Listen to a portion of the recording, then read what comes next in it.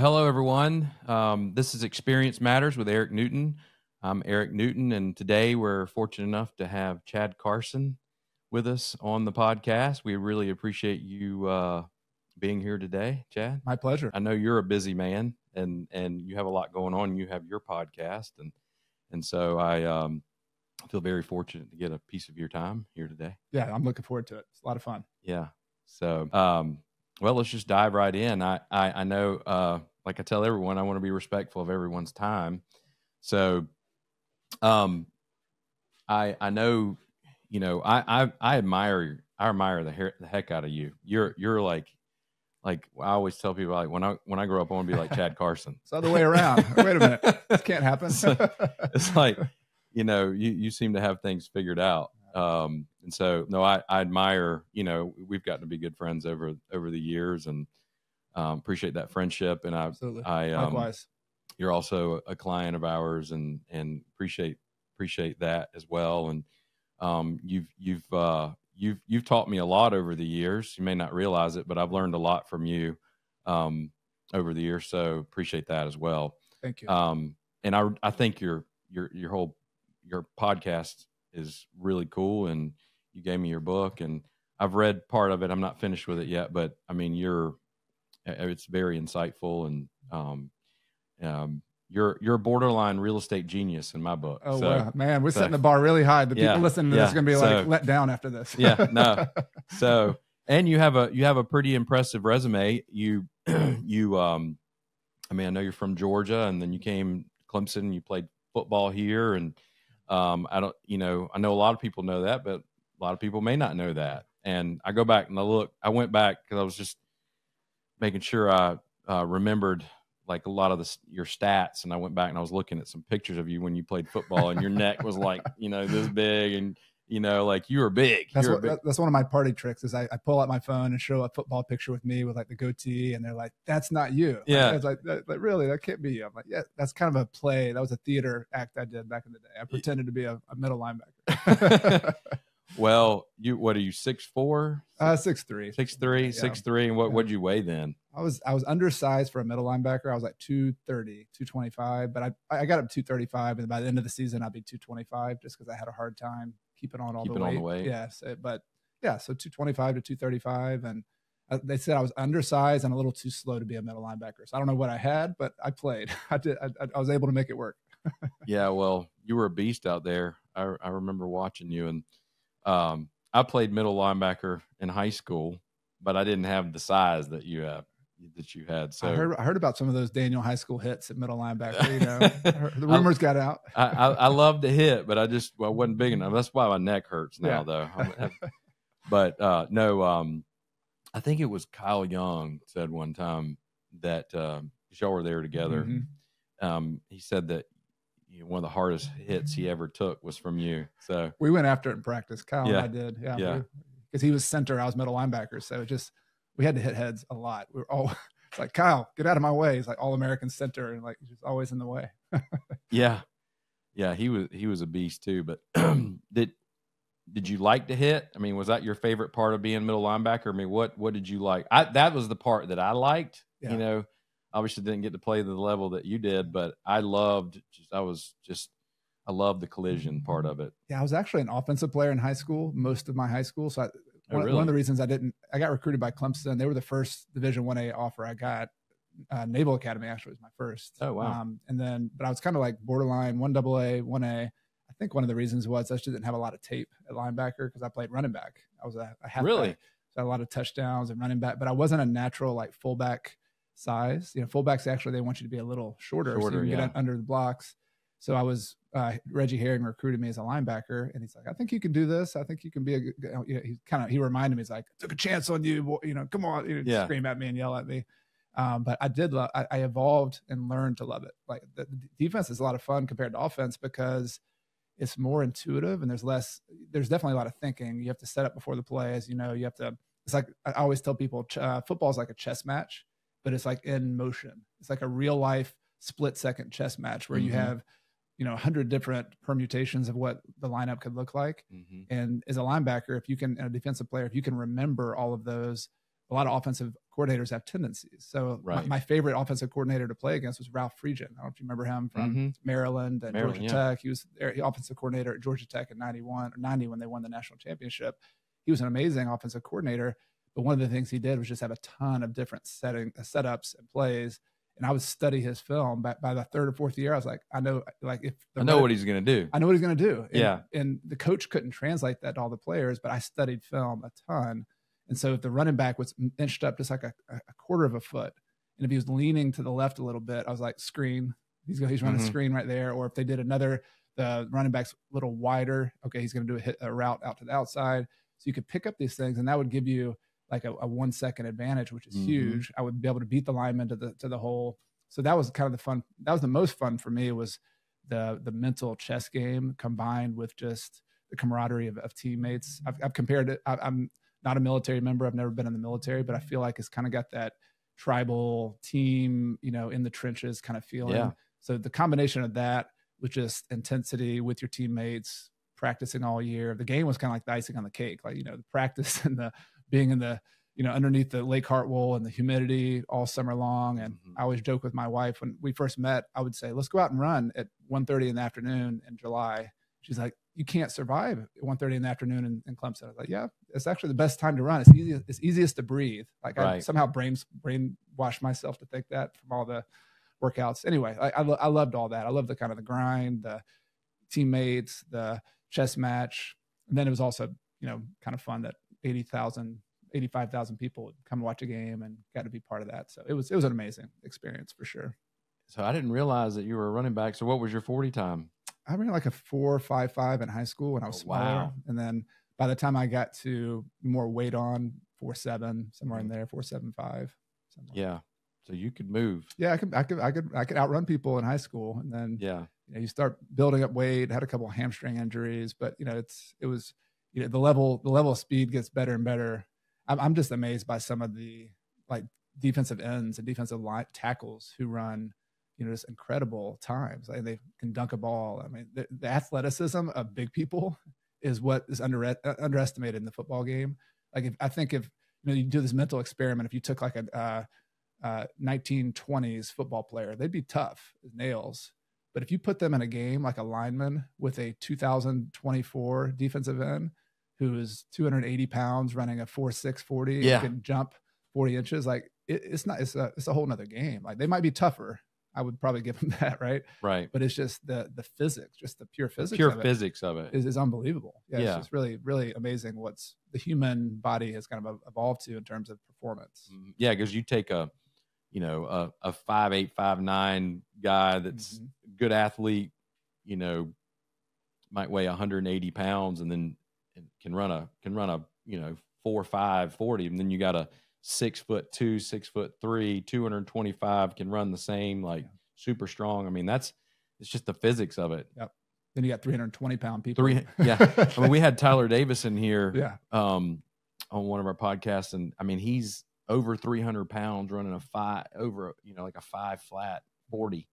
That's crazy. And those linemen, it's not only the 40, it's the first 5 yards. Like sometimes a lineman like that will be just as fast those first 3 steps as the running back will. So it's like, that's what's huge in football, right? Because the trenches happen 2 or 3 yard increments. And so those big defensive linemen like Tyler Davis, they're incredible. If I were an NFL or a college coach, the defensive tackles would be my first priority. Quarterback, maybe. Quarterback's probably first.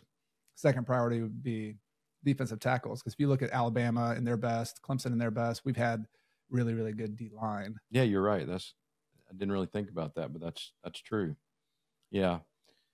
So you talked about, working out back when you were a player, and the facilities then were very, very different than they are now. Have you had an opportunity to, I mean, obviously you've been over there to visit the facilities, and I mean, do you get to go back much? I probably could do it more. My buddy, Nick Eason, one of my good friends that I played with, he came in at the same time as I did as a defensive line coach now. And over the years, I've had different, Jeff Scott was my roommate for a summer in college. So I know him, and Tony Elliott, I played with him when he was here. So yeah, it's all kind of come full circle, but yeah, going back is just incredible. It's just gratifying too. It's like, it's fun. We were, when I tell the story, when I was getting recruited, we were in McFadden. all of our locker room. And I thought it was nice. I was like, wow, this is a lot nicer than high school. And they had this little video game room off the side of the training room. And during your recruiting, they just try to like, do things that are cool for a high school student. We're in there playing video games and they're like, yeah, you can play as many video games as you want. You don't even put a quarter in, just come in here all the time, play these video games. And that was just one of the little cool things about the visit. And I got to Clemson and they'd taken the video game out and they expanded the training room. I was like, what happened to the video games? Yeah. Now they got like a whole like studio and you can hit golf balls into the virtual screen and you got, a bowling alley. And so it's come a long way. Yeah. I got to visit the facilities a while back and I was amazed. I mean, everything they have in there is just super cool. And I mean, what a great recruiting tool. Yeah. Yeah, absolutely. Yeah. So what about the first time you ran down the hill? What was that like? Another funny story. My friend Matt Shell, who yeah, I don't know if all these connections right here. Yeah, you need to remind Matt Shell of this one because he wouldn't brag on this story. But we were the very first game we were playing against Furman, and Matt was a redshirt, so he was not playing his freshman year. And we all were excited. We're going to run down the hill. We all ran down the hill. Like it's just this, euphoric moment, 15 seconds. And we got to the sidelines and Matt had like grass stains all over the front of his jersey. He's a quarterback who's, redshirt. He's not even playing. Like, Matt, what happened? And he had just busted it going down the hill. Hit the ramp, the face the first, flat part. slid down the hill. Yeah. There's this people know the hill. There's this flat part that it doesn't even go flat. It kind of goes back up. If you're not ready for it, I mean, you'll run right out of your shoes. And so, but once you get experience, like by my senior year, you kind of time it and you can jump from over the hill to over the flat spot and kind of land. And so it's kind of cool. Like if you get, I've seen pictures of that where you have somebody jumping up and like you're jumping above the crowd and it looks like you're a lot higher than you are, but it's incredible. It's one of the coolest experiences to have the whole stadium stand up and it's just this energy. And I can remember in particular, my sophomore year, it was the first year we had the Bowden Bowl. And I don't know if you were at that game, but it was Tommy Bowden, our coach, versus Bobby Bowden, and father versus son. That had never happened. It was still, I think, the biggest crowd that's ever watched a game there. I think they overfilled it probably. It was 86,000 maybe, or it was the most electric atmosphere I've ever seen. I mean, you could feel it like in the air.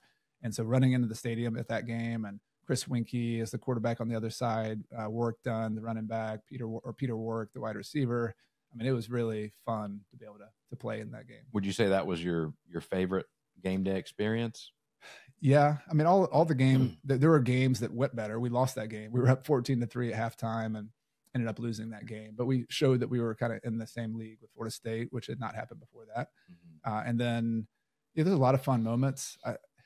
Honestly, those some of my memorable moments were they're in the games. Like we beat South Carolina my senior year, and that was kind of cool. And the field goal at the end of the game. Wait, who was it? Charlie? No, it was who was the quarterback? Woodrow Dantzler. Woody. This was the catch where Rod Gardner. Actually, that was junior year. Junior year, we won. So Rod Gardner made a catch, which South Carolina fans said he pushed off, which we know didn't happen. But he made the catch, and then we kicked the field goal. Aaron Hunt kicked the field goal at the very end to win the game. So that was pretty cool. But that was cool. But honestly, going back to my reason I love football, like those are still the icing on the cake. Like you spent 99.9% of your time in the weight room with your teammates doing other stuff, and so I think I remember more of that. Like Coach Badson, Joey Badson, the weight coach, just mornings spent with him flipping tires. And, it's just going back in the business world now. And when we're having kids and what do you want to convey to your kids? It's like those moments that I think are more important. Like a lot of people see the limelights, they see the game days and they think, oh, you can get hyped up for a game, but you can't ever rise. You only rise to the level of your preparation and the work you've put in the other 364 days of the year. And so I find that, like, to me, that's the most fun part about business. That's the most fun part about podcasting, the most fun part about football. And maybe it's just a weird mental thing I have, but like that, just the grind. Like I love it when nobody else is in the weight room and I'm in there working out. I'm like, here I am. This is like me. I'm working out, or here I am running wind sprints after everybody else. And that's like me. That's how I do this. And then you show up in a game and they're like, well, how did you do that? Like, well, you didn't want to do that other stuff. So I've just found there's still so much opportunity. And this is why I want I don't know if my kids get this or not, but this is the kind of thing I would like to convey to them, is that there's a enormous amount of opportunity out there. in whatever field you want to go into. My kids are into music, violin, theater, whatever you want to do, but just like do it well. Like you have the capacity to do it. Don't kind of be apathetic and, you know, just go through the motions. Like that's not what we're made for. Like we're made to be, you know, do amazing things. And so I don't care if you're, you know, if you're knitting or if you're, you know, being a parent or, you know, it doesn't matter what you're doing, just do it well. And that was the cool part about football to me, is that it kind of tested your limits to see what you could do. And the fact that you could do it on a big stage is pretty cool too. Well, you know, I think part of the reason why we've always gotten along so well is because we think very similar. I mean, you're way smarter than me, but no. But yeah, I mean, I was just having the same conversation with my girls. My two older girls are dancers, and tell them whatever whatever you do it well. Whatever you do it well. You know, always try to be the best. You know, you want to be the best player on the best team, the best dancer on the best dance team. You know, tell my younger girls they're into soccer and basketball, and we have these conversations pretty regularly. It's like, you know, embrace the grind, right? And because your practices will dictate how you play in the game. Yep. And all this stuff's like, you know, if they end up playing at a higher level in college or whatnot, that's great. That's just like icing on the cake. But that's not the main reason. That's not the main reason why I want them to be good at their sport. I want them to be good at their sport because all that will translate over into their business lives, personal lives, and everything else. Like, always try to do well at everything that you do, you know, because that's the thing you can control. Like ultimately you can't, you know, there might be 10 people who just have more talent than you who get the scholarship. But you can control. Somebody's 6'5", 300 pounds, runs a 4.40. Exactly, I mean, you can't beat that. Yeah. But heart and character and preparation. I mean, those are things we can control, and ultimately that's what matters. I mean, right. You know, whether you're bigger than that other person or whatever, like the people I admire, you know, I admire you as well. That it's the people who you can see behind the scenes when nobody else is watching. Like, what are they doing? How do they act? What's their character like? That's cool. Like to be able to see that. And then the opposite's true. You know, you've seen people too, I know, who on the outside are famous or really well known. And then you see them behind the scenes and you see how they really treat people, or how they treat a waiter, how they treat, you know, their kids or their families. Like, all right, that person's famous, but they're a loser. Like, why would I want to be like that? So it's, you know, they're both the same, like either extreme. Yeah, for sure. So since you brought up family, talk a little bit about, I know that a lot of what you've done in your career has allowed you to do some really fun things with your family. You've done a lot of traveling. Tell everybody like kind of the places that you've been, that you've lived, and how you've been able to set yourself up for that. Yeah. So the story starts with my wife, Carrie. So that when we first met, we met at the rec center, actually, Central Clemson Rec Center in yoga class. So anybody who wants to, you know, give a plug for the yoga classes over there, you can meet your significant other perhaps. But I had good odds because me and one 70-year-old guy and like 15 ladies. So like the odds were in my favor. Yeah. You know, that's something I've never done as a yoga class, but I get why you were probably there. Yeah, exactly. So I like yoga as well. You know, football players, football and yoga go hand in hand, guys.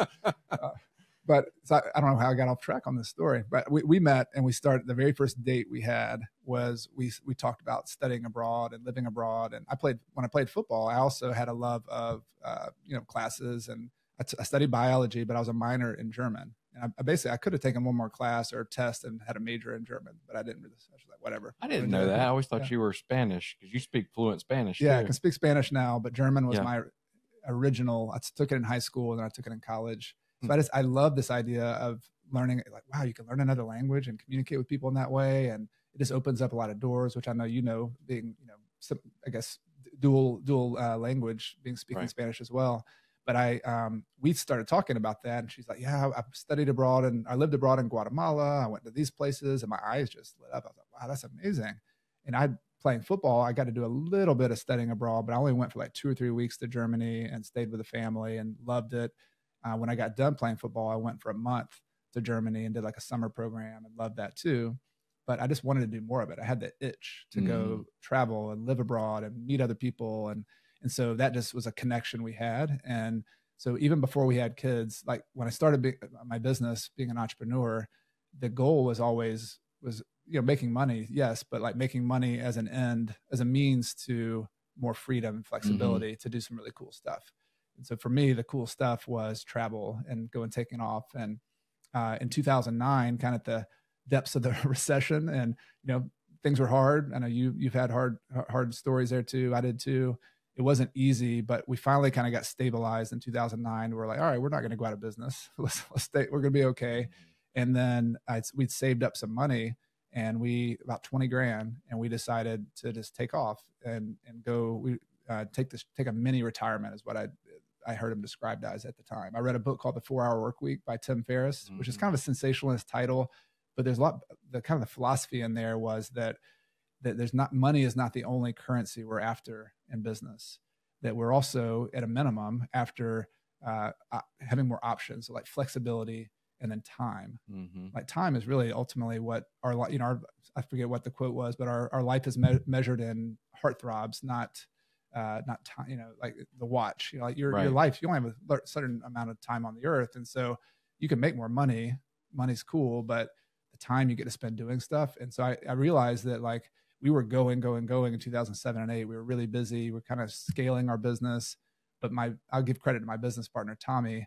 He was like, well, we need to like slow this thing down. Like, what are we doing here? Why are we doing this? And we did this exercise where we wrote down the things like, if you had an ideal day, what would you spend your day doing?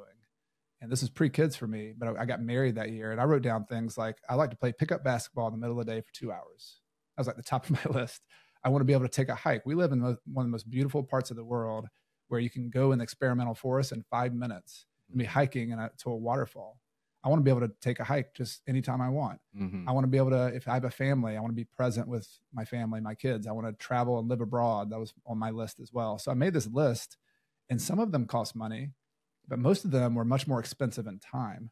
And the pace I was going at and the pattern I was going at, I didn't have the time to do that. And so I was like, all right, maybe I need to rearrange my business a little bit. And Tommy and I worked on that to try to not be perfect, but just try to keep it as simple as possible, so that the goal was to make enough money to also have an abundant, to be like a time billionaire and have flexibility and time to go do stuff like this. So long story short, Carrie and I, that was our experiment in 2009.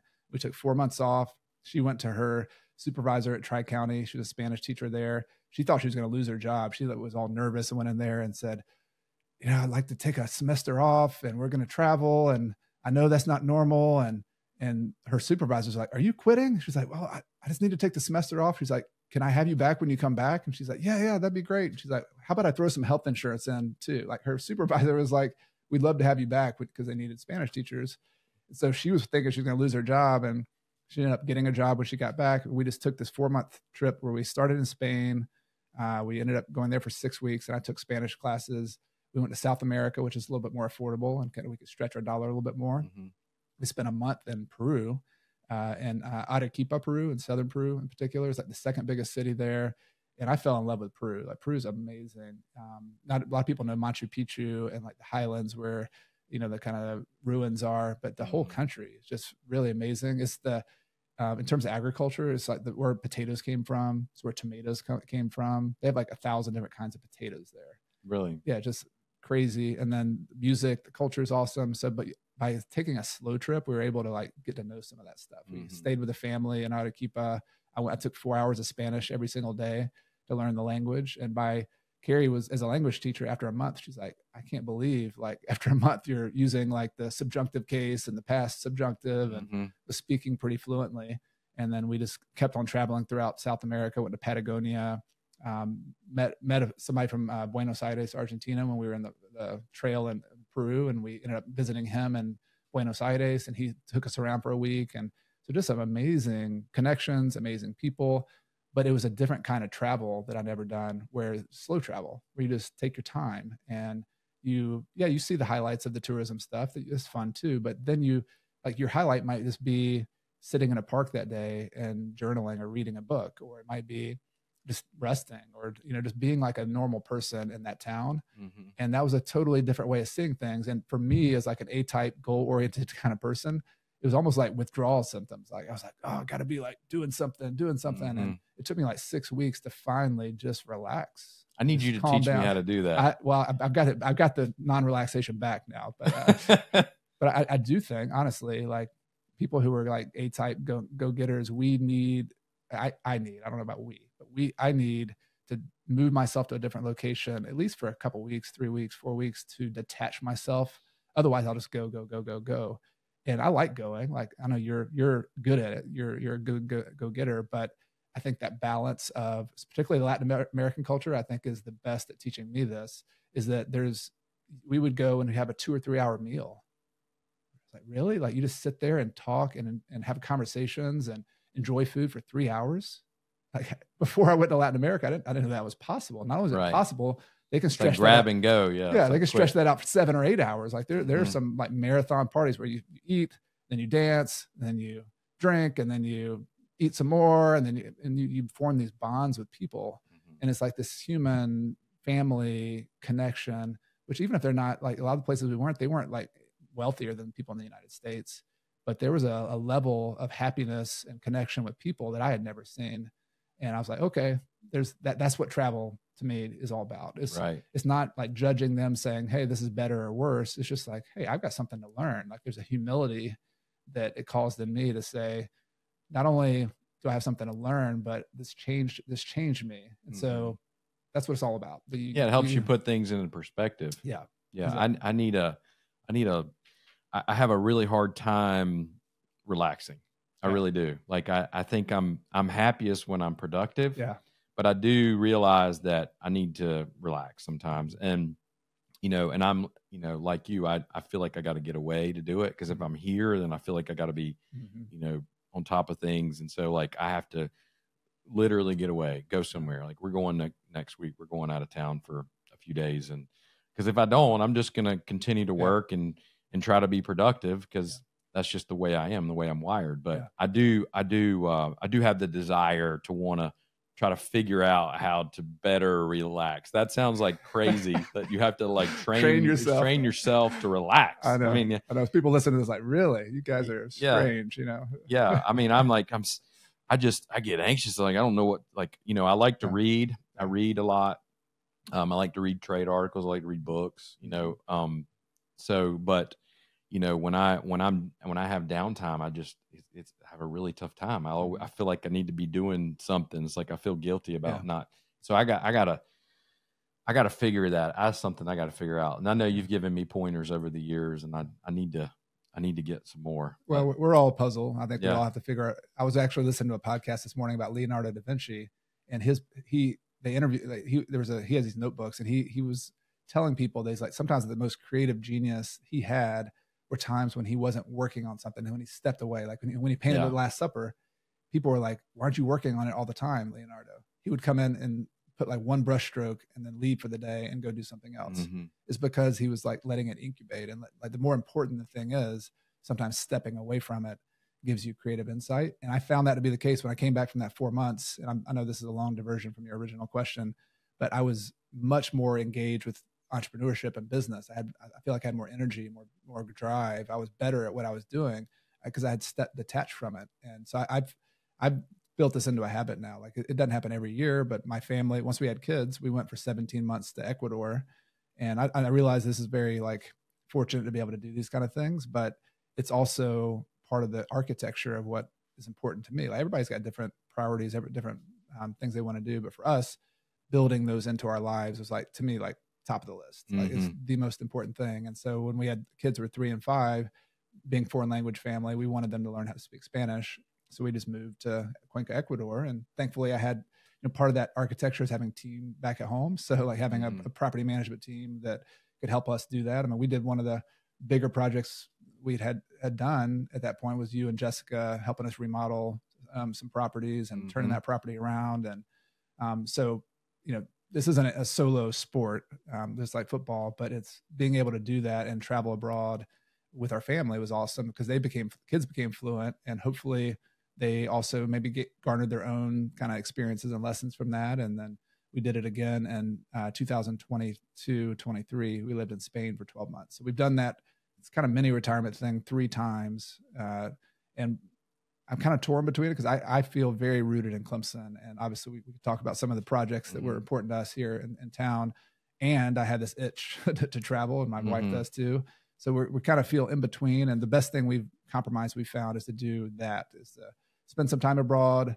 By the time we're done, we're like, yeah, let's go back. Let's go back to our house. We rent our house out when we're gone. And it makes us feel even more connected to our place and our community when we do that. Do the kids enjoy it? Yeah. Maybe we should ask them. I don't want to put words in there. I think it was a good experience. When they came back the second time, when they were older, when they're younger, it was kind of like they were just along for the ride, and they did enjoy it. They made a lot of friends and had a great experience. When we were in Spain, my older daughter, if I can speak for her, she was in 6th grade, and it was a little harder she's pretty quiet, very artistic and creative, but definitely very quiet. Spanish culture is very extroverted in general. You know, if you're the person who's quiet, not saying anything, they're like, what's wrong with you? Like, do you not like me? Like, so it was a little harder to make connections in that way. And so I think she never really felt like, you know, in place. Whereas Allie, my younger, she's like, party animal, let's go, you know, jump in, let's do this. And she really, I think, connected more. But they both, when we came back to our house, we finally got back into our house, they were like tears running down their face, doing snow angels on the floor, like, oh, this is our house. I mean, hardwood floor, you know, it was just like they were. So this is home, but they feel at home here. Yeah. They were happy to come back.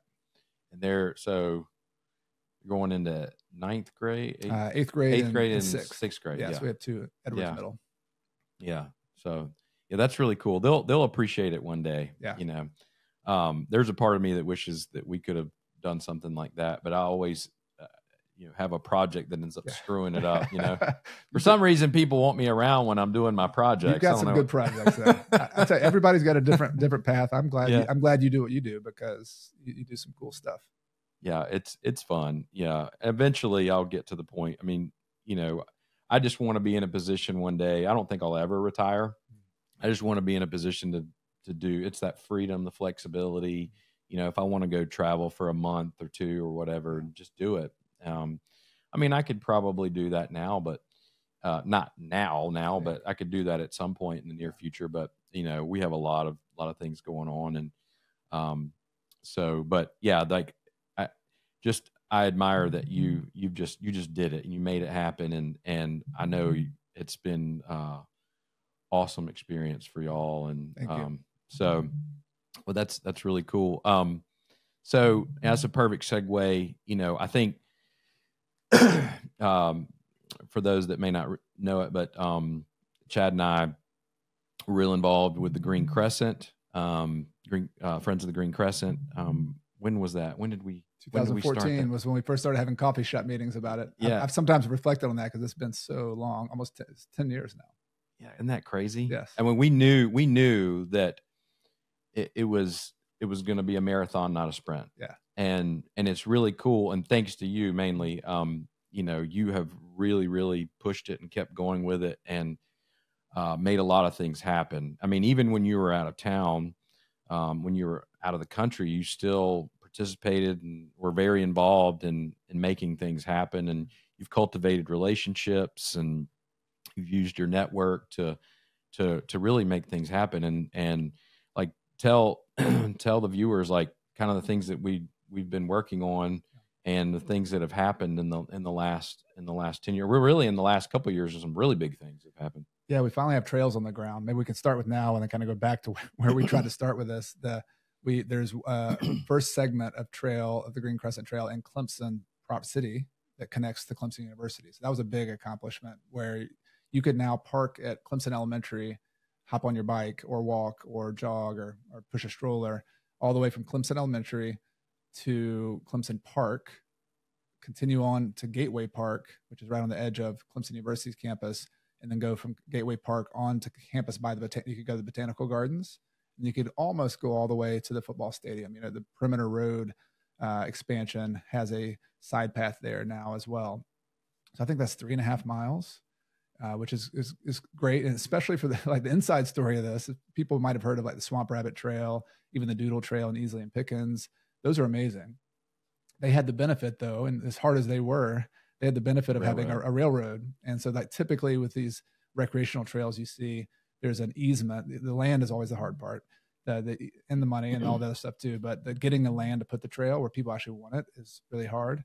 And so if you have a railroad easement that's abandoned, like an old railroad, then a natural kind of segue for that is to build a trail, a multi-use trail on it. And so that's what the Swamp Rabbit Trail was. There was a railroad that went from downtown Greenville all the way to Travelers Rest. And in one fell swoop, they had 16 miles. Still took like 7 years to do the whole thing. The history is really interesting of that too. Back and forth. Should we do it? Should we abandon it? Should we not? But ultimately it became, and now look at it, it's like 20 something miles. They have cross segments now going. It's becoming like the skeleton of amazing like development, like really good development, like development that's like core urban, super valuable, but also walkable and enjoyable. Like I'd love to talk about that a little bit more, about what makes a place special, because that's part of my interest in this is public spaces. Trails are essentially just public spaces, just like roads, or the state owns them. But think about how much real estate that is. Like the roads of your community, like that's a lot of space. A lot of real estate. Yeah. And we, the taxpayers, like we, the community members, own that public space. And what's so interesting about the Green Crescent Trail to me is that it's a rethinking of our community. I think it takes in all these issues that are really important to Clemson. How do we maintain this small town village feel in the midst of the inevitable? I think you and I would agree. Yep. Inevitable that the university has chosen to grow, and we could argue with that. We could fight that and scream at the mountain and say, "Don't be a mountain." Like that's right. That doesn't work. Like that ship has sailed. The university's growing. There's financial reasons why that happened. The entire upstate's growing. So like we can fight that growth shouldn't happen, or what I think the more practical approach is to say, I love the small town feel of Clemson. I love the natural spaces of Clemson. I love the fact that we have experimental forests around. Like we should maintain the things that are special about Clemson, that it's like the identity of Clemson, the small town, the natural spaces. Like we need to find a way to build that into the fabric of whatever community we become as we grow. And the Green Crescent Trail is not the only answer, but I think it's like, the reason I'm so passionate about it is I think it's an essential answer to how we do transportation in a community that's growing. Because the alternative, I grew up in Atlanta, Georgia, and for better or worse, I love Atlanta. I'm a Braves fan. I like a lot of things about Atlanta. I choose to live in a small town though, because the sprawled out traffic. I think anybody who's been in Atlanta can testify that it is an experiment. This has never been happened in the human race before until 1950, when we started building huge roads. And we just, the idea was, let's just keep widening roads. Let's just keep widening roads. We'll just keep making bigger. And that allows people to go farther and farther out. And there's some benefits to that, right? Originally, the benefit was you can work in the city and live out in the country. And isn't that amazing? And it is amazing. But the cost of that, because there's always a cost, is congestion and traffic. And so and it's really bad. And it's horrible. Yeah. So the answer has been for 50 years or 60 years just to keep widening roads. Now, there's no like perfect solution to anything, but my idea of what would make Clemson better is we're growing, is that we have to fix the transportation idea. We have to kind of think differently about transportation. And there's a couple of reasons that's true. One is the reason I got motivated to do the Green Crescent Trail was I was pushing my daughter, who's now 13, she was 3 at the time, in a stroller from my house in Delwood to get to Ashley Deering Park. And I had to cross over Issaquena Trail and Berkeley Drive, and it was hostile. There were trucks going really fast. There was, very dangerous. Protective dad. I'm like, how come I can't go a quarter of a mile from my neighborhood to a park and get there safely and have the public infrastructure, our space that we're creating, say to a person who's on their feet walking or pushing a stroller, this is your space. You're invited here. This is where you should go.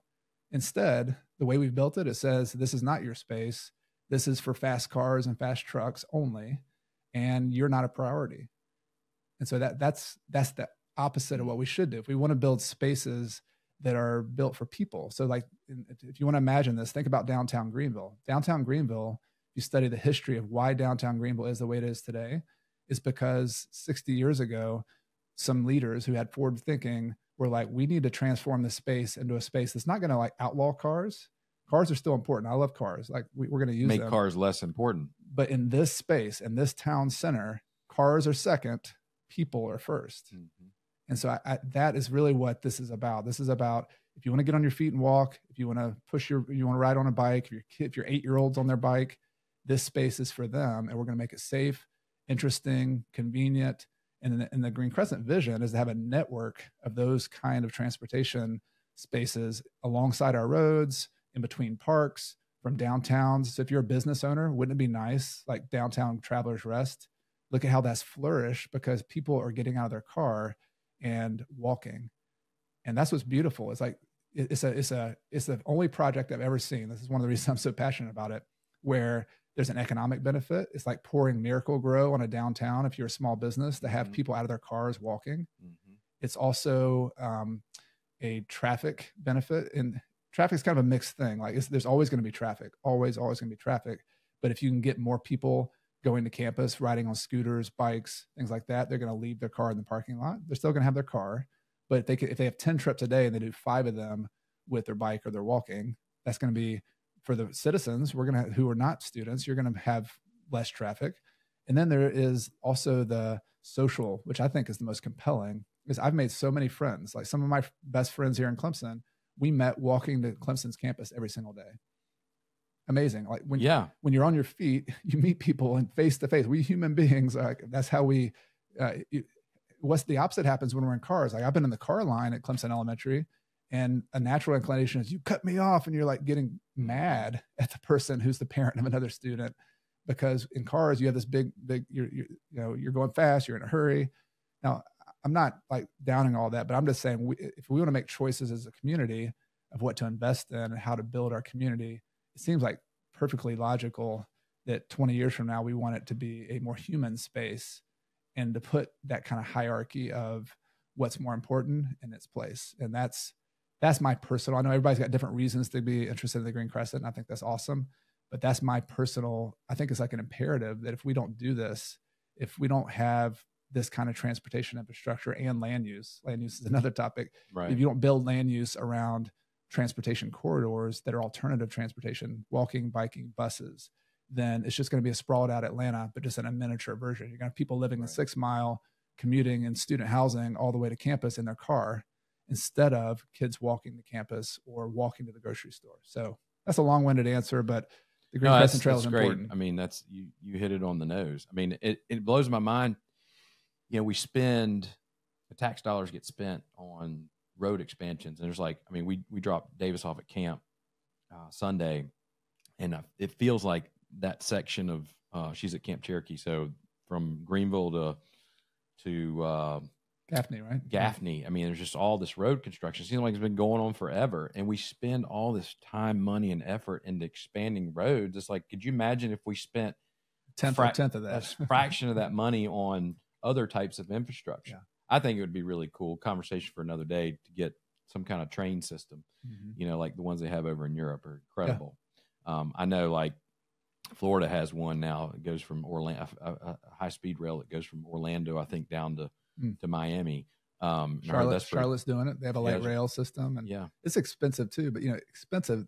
It's relative. People call our trails expensive. They're like, "Oh, that cost $1 million for a mile and a half." I'm like, "Well, have you seen what it costs to widen the road or repave the road? Like it's a lot more." And we in South Carolina, we can't afford our roads. By the way, anybody studied the politics of roads? Like we have built more roads than we can actually pay for. It's our local to maintain, city. Right? We can't maintain them. Yeah. And where do we get the money? Much less expand them. Yeah. We got the money from the federal government in the 50s, 60s, 70s, and we built it on their money. And we never thought about, I guess we thought about it probably, but we said, oh, somebody else will deal with this, that our tax revenue can't pay for the roads. Right. And we can't. It's that's a whole nother topic. But the thing is that we have to invest, going back to economic development. All the time there's coming up with ideas on how to attract this big company, and let's build a park to have this big company with all these jobs. A trail will grow like the Miracle-Gro. It will grow more businesses, or not just a trail, like a public space. Like if you build a public space that attracts people, and you can have events, and you can have just a culture of people who just hang out there, the businesses will come. Like you don't have to like go recruit some big corporation to come to your business. You need to you build the ecosystem of the infrastructure as a public infrastructure, and you do it thoughtfully, and you choose where it's going to be. And then the business, like we know this, like entrepreneurs, they know how to make money. They know how to go in and do things. But right now we're getting in the way of that. And in downtown Clemson, like I know this is a taboo topic, But the problem isn't the tall buildings for students, although that's controversial, and I know that. The problem is it's not a place that community members want to go. Right. There's not. Why would you go downtown? Yeah, exactly. And we've talked about this a lot. You know, we tend to focus on the things we don't want and not the things that we do want. Mm-hmm. Right. And so to your point, you know, there's just not a whole lot for non-students to do downtown. There's not really an attraction there other than the novelty of the town. I mean, we love the downtown, we love downtown Clemson, but it's t-shirt shops and bars, and which are great. I love going to those places, but if you want something else, you know, you got to figure out a way to attract those things. And so look at game day. And if anybody's been to game day in downtown, it's an amazing environment. Amazing. Right. People are all over the place. Look at the happy smile on people's faces. It's like Disney World. Like, think about Disney. And they're World. Not all, they drive to get there, but then they walk. Yes, exactly. Yeah. So it's not anti-car. It's like downtown Clemson is we have some negative things there. We have one road in, one road out, which is horrible for like town planning. It just is what it is. Yeah. The only way I think it can work is like you have to create like parking lots on either side, you know, the Clemson University side, the 123 side, and then people need to get out of their car and walk. And we can have a little trolley going back and forth. But here's what, like the city, like we said, like we need to invest in, like Abernathy Park needs to be an amazing park, and it needs to connect to downtown. Like it's been so frustrating to me. It's like downtown's amazing. The old downtown with all the shops, Judge Keller's, Tiger Town, like that's a cool place. It is amazing, but it's not connected to the park. It's not connected to Abernathy Park. So think about Greenville, West End, Falls Park. When it finally got connected to the rest of downtown, boom, the whole thing took off. And then you create another anchor. You had a baseball stadium built there. Like downtown doesn't have anchors. It has the downtown as a parking lot, but it's not that we don't have opportunities there. We have the universities that anchor the downtown. The next one, like if Abernathy Park were like physically connected with, you know, not only like safe infrastructure, but like interesting. Like when you walk down College Avenue, it's not interesting. It's like, okay. It's like a lot of the land use and the construction hasn't, and the public investment hasn't been built to make that a safe, interesting corridor. And we have plans. We have tons of plans sitting on the shelves, but we have it like that needs to be the priority, like that, to invest in making downtown this amazing space. Yeah. You go downtown Greenville and there's all these things you can do. Like people go down there, they park. It doesn't matter where you park, really. I mean, everybody gets hung up on, I can't park right in front of where I'm going. Like park and then walk. And people will go down there just to walk around because there's all these cool things that you can do. You could walk several miles and see all kinds of cool things. Like I find myself like, okay, I want to go downtown, and take the girls, but the girls don't necessarily, there's nothing for them to really do. It's more fun for me than it is for them, but there's not a lot. There aren't a lot of cool things for younger families and a lot of attractions down there other than Spill the Beans, the ice cream shop, and now Handles. But it could be small stuff, you know, like, and this is where the trail infrastructure comes, like public spaces. Like think about downtown Greenville, some of the magic that happens there, the little mice on Main. So you take your kids down there and you're like, let's go find the mice on Main. What do you have to do to find the mice? You got to walk.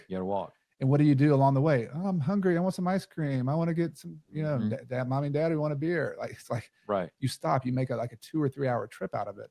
And so that's like the mechanics. Design is really important. Like, you know, this as a builder, like a developer, like design is important, but it could be art, it could be culture, it could be history. Like what a history our town has. Like, can we not tell the story along these walking paths of how, you know, cadets got off here in 1910 and got off the train and walked right on this place and they got their haircut at Judge Keller's? And could you not tell the story? Even like, I think some of the amazing stories about the African-American history of our town now and the work that Rhonda Thomas is doing. Like, can we not tell that story in downtown? Like storytelling, human culture, mice on Main. Like those are like imaginative, creative things. That's what I mentioned Walt Disney earlier.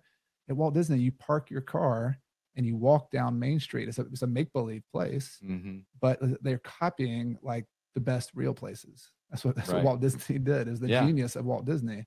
And here we are building roads and widening roads and like we just totally like don't get it. Like I kind of think I have a lot of engineer friends, so I don't want this to go the wrong way, but like engineering has to be matched with like leadership and design. in order to build a great space. Mm-hmm. So the engineers like build it. They're central, but it's beyond engineering. It's more like art and liberal arts and culture and human beings. And that's the way that a good place is. You know, it's more organic, right? It's not a mechanical thing. And so I think that's what's missing. And not that you asked that, but like downtown. No, I was going to get to this. Could still be a really awesome place, but it's got to have that. It's got to have that it factor, which comes from, I think, public spaces, walking, and then the public spaces are like the palette, or when like the place where the art, the culture, the humanity can happen, and we have that opportunity. So, since you brought up Abernathy Park, what do you think about the hub? I know that's controversial. I don't mind. I'm not elected official, so I can say whatever I want to say, right? Well, you hope the elected officials will just speak the truth too. Yeah. I'm not a fan. Like if I could wave my magic wand, what I would see in Uptown, I was actually on the 1 year committee to build like the original plan, like just to get it started to think about Uptown. And I think that was such a good process we did. I still think like the consultant we brought in of thinking about where student housing should be, like we did the right thing. Like that was a smart move.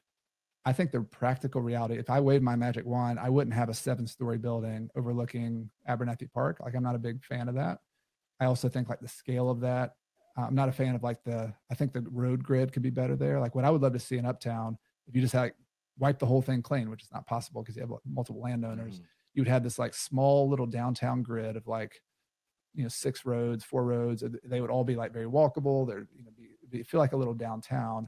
And then you'd have like more symmetrical. Yeah. You'd have 3 to 4 story buildings, but you'd have the same amount of density that they're going to have there. So like you got to have student housing there because that's the engine that's going to make that work. But by making it a little village feel, I think it could be a cooler place. But I'm also a realist, and I think the fact of the lawsuit, the fact that the moratorium drug on and on and on, and you had the reality that some of the policies have changed from the time they bought that property. They bought the property thinking they could go up a certain amount. I think it was my understanding, correct me if I'm wrong. 5, I think it was 5. Then you could have 5 stories. And then during the moratorium or after it, we changed it to 3 stories all of a sudden. I mean, we kicked those property owners around, and you might not feel bad for property owners. You might say, this is our town. They're just money makers or whatever. That's beside the point. They had the right to do that, and they could sue the city, and they have a really good case. My understanding of it is that, the city has changed multiple things that took away a lot of the value of their property, not to mention the timing of it. You can maybe make the argument that, hey, the city has to plan, cities move slowly. It's going to take time to do anything right. All right. I was actually a fan of that. But the fact is when you've taken away that value, millions of dollars in value from someone, whether we as citizens agree with that or not, we're a landowner, we have their property rights in our state. There's a lot of good reasons we have that. And so they can sue the city. That's the reality we're facing. If we want to be sober reality. And so then we have to make the best decision about a particular development given that reality. And so kind of my thought on the hub is like, kind of bad taste in my mouth. I don't really like the size of it. I don't like the design of it. I think it'd be better to be spread out a little bit more. But given the reality of what we're looking at there, I think it's like, okay, compromise. And I don't think it's going to ruin, a lot of people are like doomsday about this is going to ruin downtown. I think it's going to be not as pretty as it could have been uptown.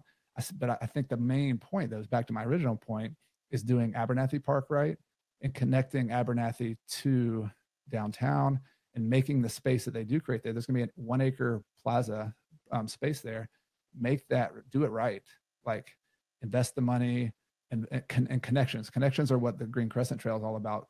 It's not just the thing itself, it's what it's connected to. So in downtown Greenville, I know we're going back to that example a lot, but having West End connected to Main Street with a comfortable, interesting path, like that you can stroll down and enjoy, and you feel safe, but you're also like interesting windows to look in and mice on Main. And so if we can get that right and we can get parking, like I think parking's maybe a little bit of a missing thing. Eventually we got to get some kind of better parking so that people who want to come down there and walk can do that. I think that can come though. I think all that can happen. So that's my opinion on a hub is kind of like, there's just the ultra practical reality of it. And I think the leaders are doing this. Like I think Robert's a friend of mine. Like I think big picture vision for what this can be is still on the table. Like it's still there. Is it exactly what we want to see? No, but like this is every single decision we make in the public realm is a compromise, like all of it. And this was a good attempt. Like the attempt of Uptown, the whole planning process was to balance the rights of the landowners who have real rights with the public good. Like what do we want as a community? What do we want to see? This was an attempt to do that. And was it perfect? No, it was imperfect. Could it have been better? I'm sure, like some little things here and there could have been better, but I'm looking forward with it. I think let's use the good things about it. And one of the good things is that we are not having 1,300 students live in 6 Mile or Oconee County somewhere. Right. That is a good thing. Yeah. And I think if you operate under the assumption that growth is inevitable, instead of taking the approach, let's see how we can stop growth, because that's not going to happen. That's just not going to happen. Take the approach, let's figure out how to make the projects or to attract the projects that we want. And those individuals, and this is always unpopular, is probably why I'm not very popular at the moment, but doing what I do, but it's like, instead of spending a lot of time and effort into poo-pooing an idea, let's figure out how to make it better. Like because a lot of developers will come into a deal, they're entrepreneurs, they want to do deals, and they want to figure out how to make a deal work. And so if the community or government officials are involved really early on in the process and have a lot of say in how it gets developed, and you create something that everybody would be proud of, not to beat a dead horse, but just not spend so much time and effort like making it your life's mission to push things away.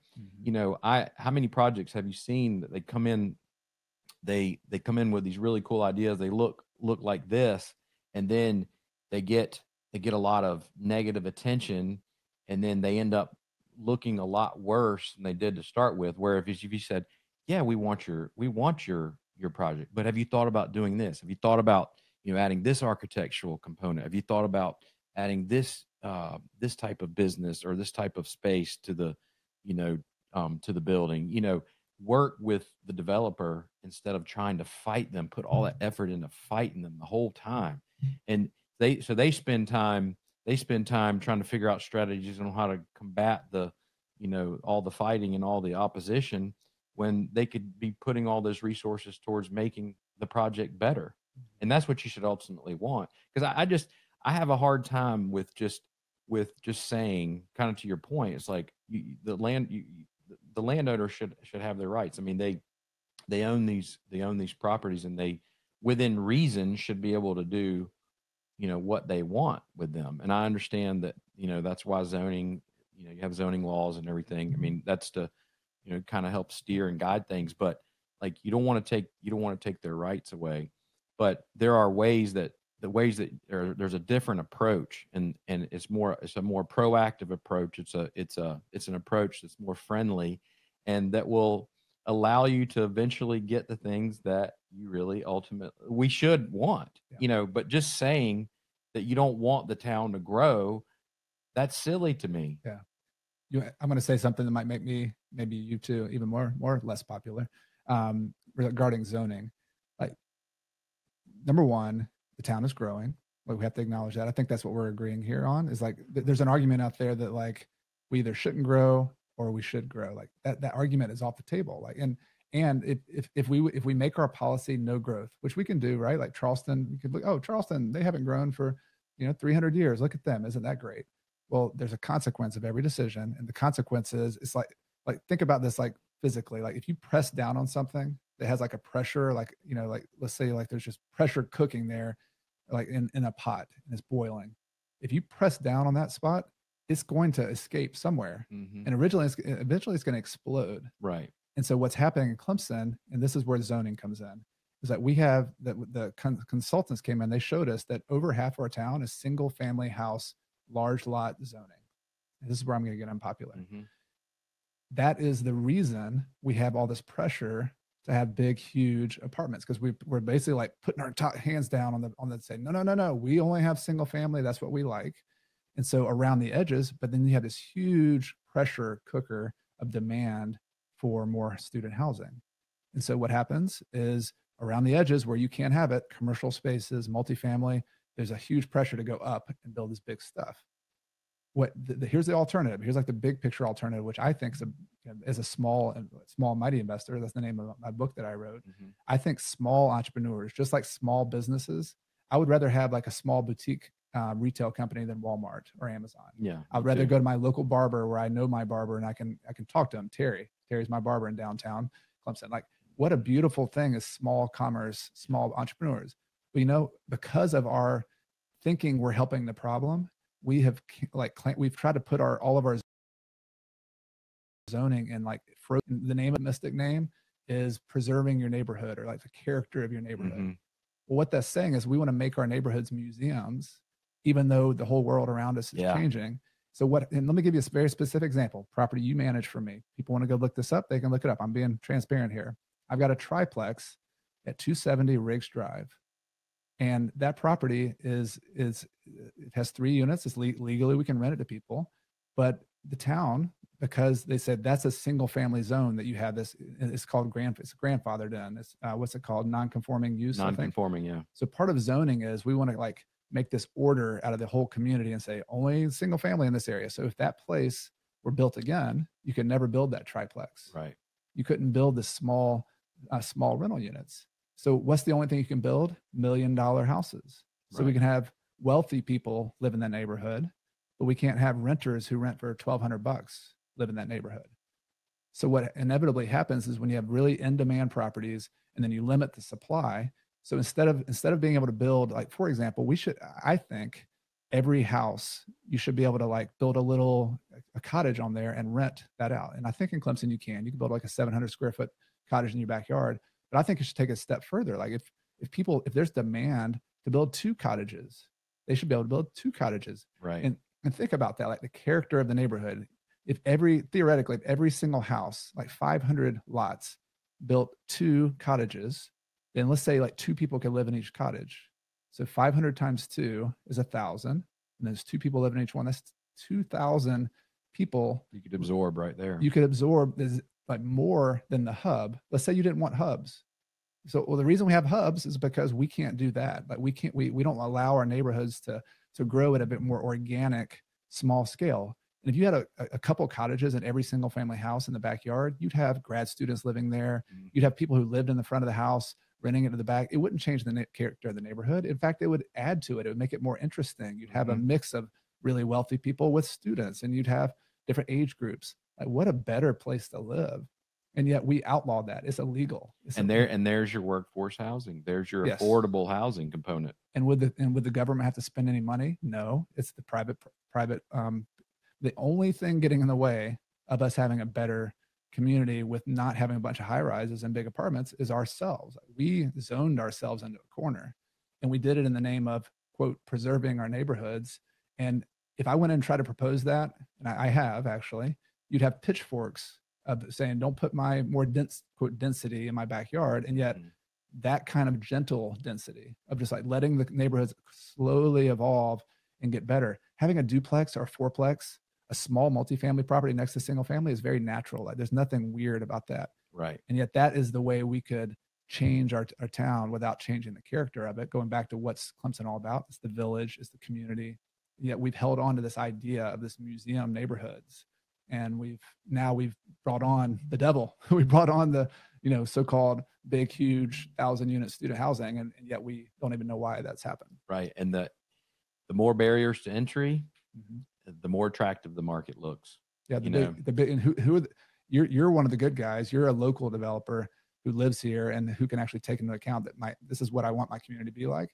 That the rest of the developers, I know they're probably friends and they're nice people and all that, but they don't live here. Like they came in, they're taking Wall Street money and they're investing $50 million in our town, and they're not part of our town. Whereas that other proposal I'm talking about, that's us. Those would be Eric Newton. That would be me. That would be people who you see at church, you see at your community. Like they would be in, not only us, it would be like homeowners. There'd be like 500 homeowners would be the developers. We would be the people. Right. So it's a totally different way of thinking about it, but that's not even on the table. That's not in the conversation. If that's ever brought up, So maybe I'm just like, talking la la land here. No, I think that's a fantastic idea. It's a fantastic idea. And I think it should be brought up. And I think as time goes by and mindsets change, I mean, that might be something that could become more of a reality. I think a lot of it's generational. We're in a transition between being, young adults to being, seniors. That's hard to believe, Yeah. but like our kids are going to have a totally different mindset. And I try to think about that as well as I think about the future of the town and everything. Because, what our parents want may be way different. It's kind of like your analogy with the football player, the football player from the 20s. I mean, it's a totally different profile. They were mean, tough, and they were great, great athletes, but it's way different from the athlete of today. And that's going to continue to change. And same thing with, like our kids, they want cool things, and they want a more pedestrian friendly. They may not realize it, but they do. A lot of the things they want to do. Most of them don't have driver's license. If you look at statistically, the people under 20, like voluntarily don't have a driver's license in a higher number. Of course, some people drive, but there's a bunch of them who don't want to drive. And then what if we talk about self-driving cars and things like that? Like things are changing fast, and we're stuck. Like we get stuck in old.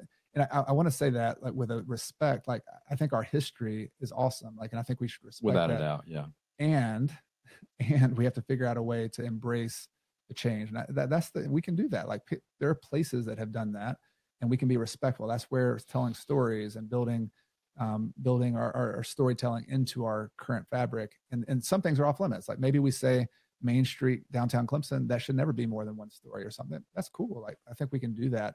And we have to like embrace like our next generation and what the new thing is that people want to have. I'll tell you a funny story. I think I've told you this before, but the Newtons have been here a long time in the area, Pickens, Anderson County area. My kids are 8th generation, and but my grandfather was a builder. Started out as a rock mason. Grew up in 6 Mile area and he started as a rock mason, ended up being a builder and later developed as well. But he built a lot of the houses downtown Clemson, and I was very, very close to my grandmother growing up. And I used to sit in the chair in the recliner next to her, and she'd tell me stories. And she used to tell me how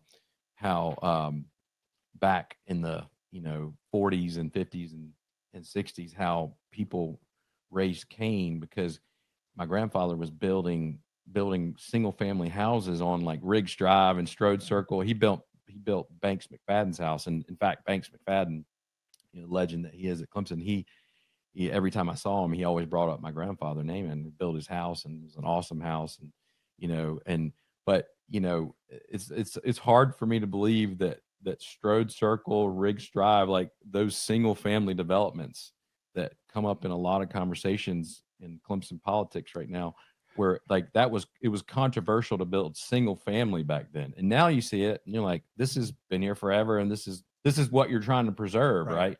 So I always thought that was funny. She's like, they gave us a hard time because he was building houses, when they were dirt roads going back in there to them. That's amazing. Yeah. But things change, things evolve, and, I think we have to be respectful of our history, obviously, very, very respectful of history, but you also have to think about, what might be best for future generations, for our kids too, And I mean, there are a lot of things that I don't like. I don't like phones. I don't like TikTok. I don't like, even though I'm on social media, those platforms, I still, there are lots of, I don't like it as much, the reality of it is that, I mean, that's just the way the world is going. And I mean, you think about AI, and I mean, the thoughts of all that just make my head explode. But you gotta kind of have to embrace certain things, but be respectful of the history too. Yeah, it can happen. That's a compromise and a balance. But my point is, I think we're too balanced, and I think we're seeing some of the consequences of us being stuck kind of 30 years behind. I agree. Man, this time flew by. It's fun. I know. We got to do this again. All right, anytime. You tell me. Yeah, I would love to. I want to be respectful of your time. I know we've been doing this for about an hour and a half now. So, yeah, I mean, is there anything else you wanted to add? I know you're doing a lot of cool things with your podcast, and you have a lot of fun topics. You have a major following. I see some of your podcasts get tens of thousands of views, and it's a broader topic. In some ways, I'm more passionate about the topic you're doing. I'm really glad you're doing this podcast. I hope if 50 people listen to it, that's in a town the size of Clemson. I think that'd be appropriate. But this is awesome. Talking about the city of Clemson is great. I do a lot of podcasting about real estate investing, and I'm blown away. It's kind of a weird thing. I just started putting videos up on YouTube where I was drawing how to run the numbers on a rental property or something, and it was just me like on vacation one time. Like, let me just do this thing, and I threw it up on YouTube, and then 20,000 people watched it eventually. Where it blows my mind. Like YouTube, it's this discovery machine where if you put some topics up there that are interesting to a wide number of people, I got somebody last week from South Africa who watched one of my videos and was like, "Oh, this is great. Can I try? Do you think this will work here in South Africa?" I was like, "I've never been to South Africa. I have no clue, but maybe it will." And people from the Netherlands. I mean, so most of my audience is in the U.S., like 95%, but then there's 3% from Canada, and then 1% from Great Britain and India. Wow, that's awesome. No clue, but it's been cool. You're making an impact. Yeah, so I think I've decided that my most kind of identity that I really resonate with is a teacher. And so I think you're like the ultimate entrepreneur. Like I think you're a builder and a literal builder. And I like building too, but like to me, teaching is kind of my calling. And so this is really, I'm kind of leaning into that where I'm teaching and sharing with other people. And if I can get a bunch of other people who can have 2 properties that help them supplement their retirement, and they can have a little bit more freedom and flexibility and spend more time with their kids and take their own trips, that would be a success for me as a teacher. Have you had any success stories real quick like that? Yeah. It's been a lot. I have this little folder on my computer called the Sunshine Board, where I just collect stories of people who, there's this thing called house hacking where you live in a duplex or you rent out the extra unit. And I've had tons of people who read my article on that or read my book, and they've now kind of gotten the courage to go buy their own rental property or move out of their house and keep that as a rental. So it's been a lot of small stories, which are my favorite, that I think have just been amazing. People they have 5 rental properties now that have supplemented their what they thought was going to be their retirement, but it's blowing away their social security check. Now they have these 5 properties that they've paid off and they own free and clear, and that's amazing. That's really cool. Very cool. That's very cool. Well, I really appreciate you coming on the show. Of course. Well, let's definitely do it again. Yeah. Sorry, I got a little long-winded and passionate on some. No, we went long on that. Look, we got to do it again. We'll get you back on the show again, because there's lots to talk about, a lot of fun things to talk about.